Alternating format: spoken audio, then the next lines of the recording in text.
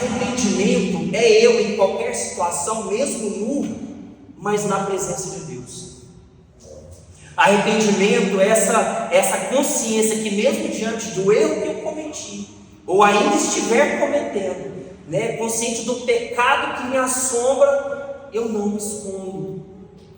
Eu não me escondo como aquele ladrão que não reconheceu que estava do lado do nosso Jesus, e ele não reconheceu que ele estava acometido, e ele precisava de reconhecer, e ele não reconheceu. Então, mesmo estando nu, eu me aproximo, eu não me escondo. Mesmo estando nu, mesmo estando envolvido com algumas coisas que Deus não quer, que às vezes eu também não quero, eu me apresento a Deus. E quando Deus faz você perguntar de onde é que você está, Deus quer que Adão entenda e não saia da presença de Deus. Então, o que me leva a entrar pela porta é a soma disso: fé e arrependimento. Crendo que Ele existe. Crendo que Ele existe. Pois aquele que se aproxima de Deus precisa crer que Ele existe. Precisa crer que Ele existe. É Bíblia. Aquele que se aproxima de Deus precisa crer que Ele existe. E mesmo que em mim existam coisas que não me habilitam, sabe, que não me credencia a estar com Deus, eu me aproximo dEle, eu permito que Ele se aproxime de mim. Jesus circulava no meio dos pecadores. O ministério dele foi visível e nítido, que ele circulava no meio dos sujos, do pecado, das pessoas manchadas pela mentira, das pessoas manchadas pela corrupção, pelo adultério, e mesmo manchado, mesmo diante das pessoas que estavam em pecado, e cada um de nós temos os nossos defeitos, ele estava ali, ele estava presente, ele estava ali por tantas coisas, sabe? Não limitava a aproximação do nosso Senhor com as pessoas. Amém? E Jesus está aqui. Glória a Deus. E Jesus está circulando aqui. Jesus está presente aqui. E eu creio que mesmo manchado, mesmo estando nu, eu preciso me arrepender. Eu me arrependo, Senhor. E eu vou para Deus do jeito que eu estou. Amém? Amém? Ainda que o seu pecado, a Bíblia fala, seja como a escarlate, Ele te faz alvo como a neve. Amém? É a graça de Deus, é a misericórdia de Deus. A conversão e todos os processos vão acontecendo. É Ele nos transformando. O amor, a graça que te transforma, também te salva. O amor e a graça que vai te transformando é o mesmo amor que também te salva. E aí você entra por essa porta, você é transformado, você já ajusta essa porta, e agora você é um salvo para a honra e para a glória de Deus. Amém? Você é justificado por esse sangue. Você é justificado. Isso vai levar você a ser quem? A ser um filho de Deus. Glória a Deus. Isso me leva e te leva a ser um filho de Deus. Não é pelo ato de vir à igreja, não é pela tradição, pela religiosidade, não é pela mudança de comportamento, apesar que isso vai acontecer. Não é porque você se convenceu por um tempo, não. É um novo nascimento, algo que vai acontecer na sua vida. Você vai mudar em tudo. Você vai mudando a sua forma de olhar, você vai mudando a sua forma de sentir, você vai dando um significado diferente para cada coisa. E quando Jesus for jantar na sua casa, quando essa graça estar na sua casa, e quando Jesus sentar na sua mesa, você mesmo vai dizer: eu defraudei algumas pessoas. E a essas pessoas que eu defraudei, essa transformação eu vou restituir 4 vezes mais. Eu defraudo, a presença dele nos constrange, e a partir disso, dessa transformação, ele às vezes não vai te pedir nada, você mesmo vai entender que você precisa de mudar.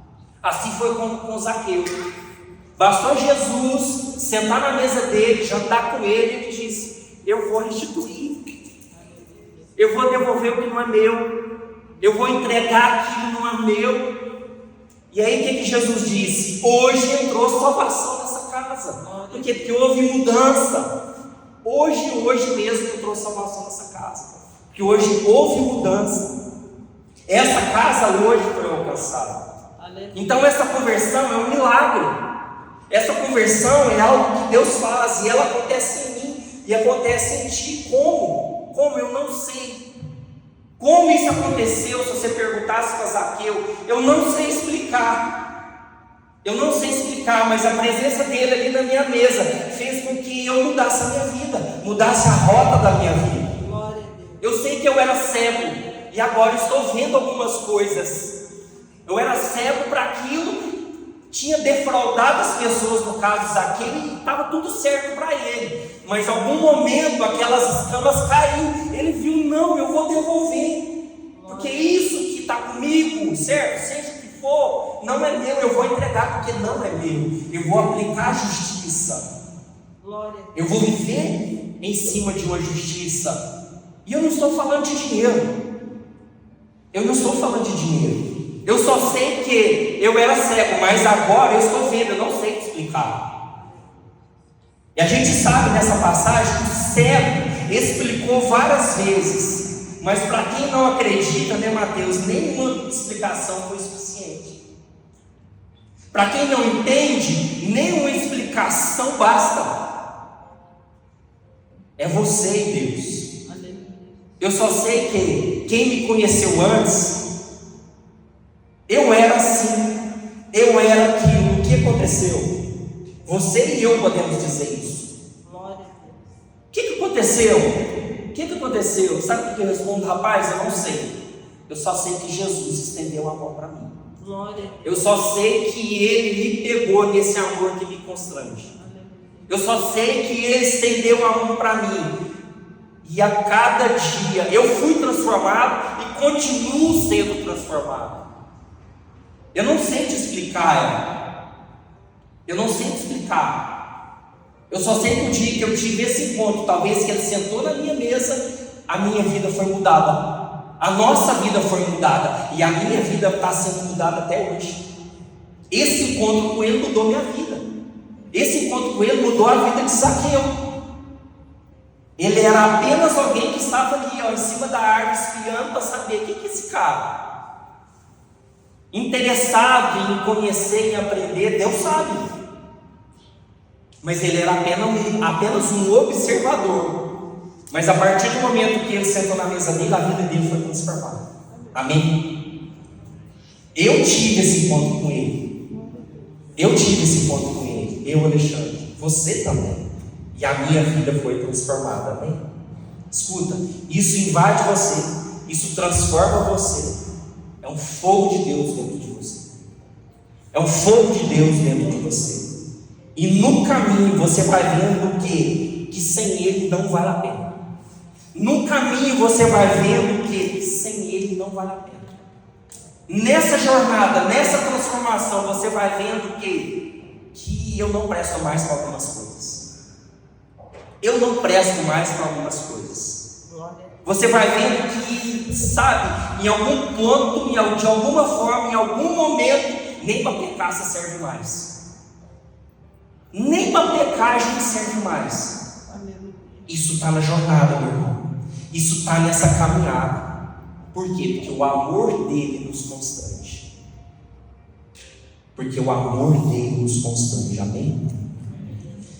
Você não vai ficar perdendo tempo coisas, com bobeira, com picuinha, perdendo tempo com coisas desnecessárias. Você não vai ficar correndo atrás de muitas coisas que não edificam. Por quê? Porque a sua natureza a cada dia vai sendo totalmente alterada. Você entrou por essa porta, você se acertou com essa porta, você renunciou a algumas coisas, você deixou algumas coisas, e agora você vai percebendo que existem níveis maiores para se viver desse caminho. É gradativo, é progressivo, é um milagre de Deus. Já é um milagre de Deus a gente entrar por essa porta. Assim como é um milagre de Deus Jesus acalmar aquela tempestade, Situa onde é que eu estou agora. Jesus no barco com eles. Assim como é um milagre de Deus, Jesus acalmar aquela tempestade, vai indo ao longo do caminho, andando com Jesus, a gente vai aprender, Mateus, que o milagre mesmo não é ele acalmar a tempestade. O milagre mesmo é dormir durante a tempestade. Milagre de verdade, é dormir durante a tempestade. Porque tem tempestades aí, e elas estão acontecendo, que você não pode acalmá-la. E talvez ele também não irá acalmá-la. E que precisa de mim e de você é descansar. Precisa de mim e você dormir durante a tempestade. Para mim isso é um milagre maior. Para mim, se você olhar nesse contexto, se você analisar nessa perspectiva, o milagre maior foi ele dormir na tempestade. Até que na hora que se levantou mesmo, que ficou difícil, o que os discípulos disseram? Jesus, você não importa, não, parece que a gente vai afundar. O que ele está nos ensinando? O milagre maior é você dormir durante, às vezes, algumas tempestades que vão existir e elas vão acontecer na sua vida. Irmão, hoje é dia de fundamento. Nós estamos aqui procurando algo prático que sirva para a sua vida e para a minha vida. Então não é ele mais acalmar as nossas tempestades ou as tempestades que estão em volta de nós. Precisamos também entender que é essa paz de descansar. Por quê? Porque ele está no barco. Porque ele está no barco. Porque nós estamos nessa jornada, nesse caminho. Amém. Filipenses 4:7 diz assim: e a paz de Deus, que excede todo entendimento, guardará o vosso coração e a vossa mente em Cristo Jesus. Muito forte isso.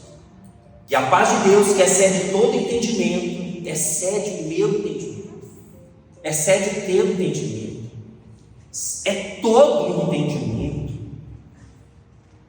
guardará o vosso coração e a vossa mente em Cristo Jesus. Meu irmão, eu preciso dessa palavra. Amém. São dias que eu e você precisa dessa palavra. A gente precisa de entender isso e descansar no meio de tempestades, porque elas virão, elas já vêm e elas virão novamente. Teremos todos tempestades. Não é quando, aliás, não é se, é quando. E que o Senhor nos encontre forte. O Senhor nos encontre forte, uma casa forte, construída na rocha, construída em lugar sólido, porque quando ela vier, essa casa não será retirada do lugar, essa casa não será retirada e não será removida do lugar. E isso precisa de quê? Dessa prática de observância e de obediência. Entender que nesses momentos a gente precisa estar ligado no Senhor. Ele disse que a minha casa vai permanecer, e ela vai permanecer, e ela vai permanecer, amém? Amém? Então muitas pessoas estão se afundando, muitas pessoas podem estar se afundando, né? A expansão que o Senhor tem para a gente, meu irmão, é por dentro, é Ele nos alargando por dentro. Para quê? Para que a gente não se afunde por fora. É Ele nos alargando por dentro para que a gente não se afunde por fora. Muitas pessoas podem estar se afundando. Jesus está no barco, amém? Nós precisamos de aprender e a descansar, amém? Irmão, vamos continuar. Somos cristãos, mas antes ali os seguidores de Cristo eram conhecidos, eram chamados de outra forma. Vamos dar sequência com essa palavra. Eram conhecidos, chamados de outra forma. Eles eram conhecidos como o do caminho. Então lá no tempo de Jesus, dos discípulos, não existia o termo cristão. Eles eram conhecidos, está na Bíblia, está em Atos, está em alguns livros. E mesmo na antiga aliança já apontava para isso. E eu vou ler alguns versículos para você. Eles eram conhecidos como o do caminho. Os do caminho, ao quanto isso é forte. Pois a vida cristã é uma caminhada. A vida cristã é uma jornada. A vida cristã é uma disposição de andar. Lá no início, Enoque andou com Deus e Deus o tomou para si. Guarda isso no seu coração. Enoque andou com Deus e Deus o tomou para si. O quanto de nós que de fato nós possamos liberar que Deus tome para Ele na sua vida. O quanto de nós, o que você ainda quer controlar, o quanto de ti, que está em ti, que você ainda controla e não deixa Ele tomar para Ele. É muito forte. Enoque andou com Deus e Deus o tomou para si. Assim, não pare no caminho. Não segura algumas coisas que precisam de ser abaladas. A palavra de Deus fala que as coisas abaláveis, elas serão abaladas. Mas as coisas que não, que o Senhor vai segurar e vai colocar dentro de ti, não. É muito forte como eles eram chamados, os do caminho. Então, meu irmão, não pare no caminho e não se desvie do caminho. Paulo, em Atos 24:14, Paulo, sendo um judeu, ele disse: é essa fé que dá sentido, a fé dos do caminho. É essa fé que dá sentido. Marca aí para depois você conferir. É essa fé que dá sentido. São esses os do caminho que estão de acordo com a lei nos escritos dos profetas. Atos 24:14. É a fé desses do caminho que estão de acordo, que tem todo sentido com a lei nos escritos, dos escritos dos profetas. Sabe aquela frase, uma frase, me perdoa, uma frase tola, sabe? Essa frase que diz assim: todos os caminhos levam a Deus. Meu irmão, isso é conversa fiada. Isso é bobagem. A verdade é que Deus é onisciente, onipresente, Ele está em todos os lugares. Deus está em todos os caminhos, em todos os lugares, porque Ele é onipresente. Mas isso não quer dizer que todo caminho leva a Ele. Aquilo que começa no homem, não termina em Deus. Aquilo que começa no homem, não termina em Deus. A palavra de Deus fala, pensando que da carne nada se aproveita.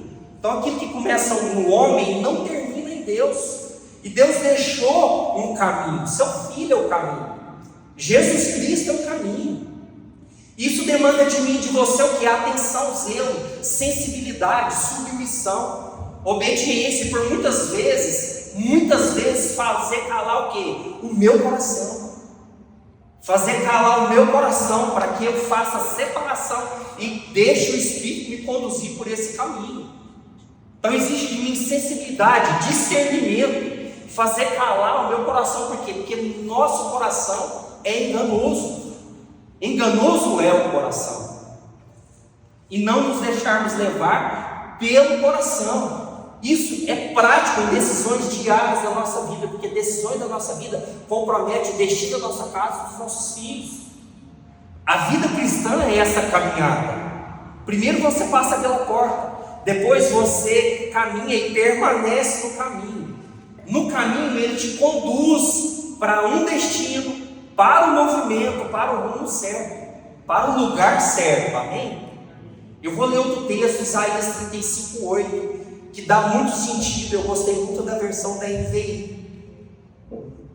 Antiga aliança. Ali haverá um grande caminho. Olha que lindo isso. Um caminho que será chamado caminho santo, caminho de santidade. Os impuros não passarão por ele. Os impuros, algumas versões, os injustos, vão ficar aqui. Os impuros não passarão por ele. Servirá apenas para aqueles que são do caminho. Os insensatos, aqueles que não têm essa sensibilidade, não tomarão. Glória a Deus por isso. Glória a Deus por